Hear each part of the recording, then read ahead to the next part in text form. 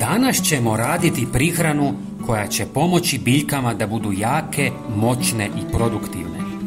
Ova prihrana ima jako puno pozitivnih svojstava za biljke i bogata je kalcijem. Ovaj mineral igra ključnu ulogu u strukturi biljnih stanica, ojačava stanične zidove i pomaže u pravilnom razvoju korijena, stabiljke i lišća.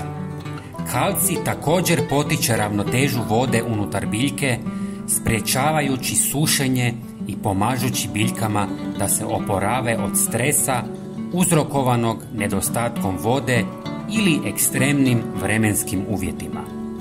Biljke poput rajčice, paprike, patliđana, brokule, cvjetače, blitve i špinata imati će dodatne koristi jer im je više potreban kalcij od drugih biljaka. Nedostatak kalcija može dovesti do brojnih problema u biljkama, uključujući uvijanje mladica, slab rast korijena, žučenje lišća i opadanje cvjetova ili plodova. Stoga je važno osigurati dovoljnu količinu kalcija za vaše biljke kako biste im pružili najbolje uvjete za rast. Dragi prijatelji, prije nego počnemo, zamolio bih vas da se pretplatite na naš kanal kako biste vidjeli najnovije videe. Potpuno je besplatno. Hvala vam. Siguran sam da većina od vas jede ili koristi jaja. Ljuska jaja sadrži čak 90% kalcija i zbog toga je najbolji prirodni izvor tog minerala. Umjesto da završe u smeću, iskoristite ih. Kako bi bila spremna za korištenje, ljuske je potrebno dobro oprati u vrućoj vodi i osušiti. Možete ih osušiti na suncu, u sobi ili staviti u pećnicu na par minuta.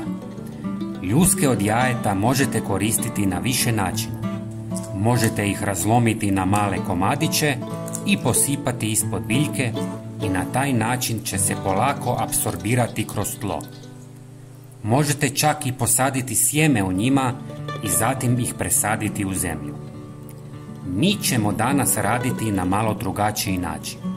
Nakon što ste ljuske oprali i osušili, razlomite ih na manje komadiće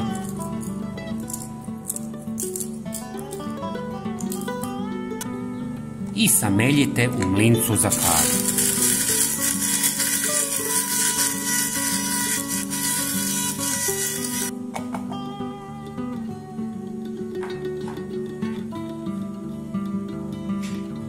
Dobiveni prah pomiješajte sa litrom vruće vode i ostavite da odstoji nekoliko sati ili preko noći, kako bi se kalcij iz ljuske otopio u vodi. Ljuska od jajeta, osim kalcija, sadrži i magnezij, fosfor i kalij. Biljke zalijevajte 1 do 2 puta mjesečno. Dragi prijatelji, napišite nam u komentarima odakle nas gledate. Hvala vam. Pozdrav!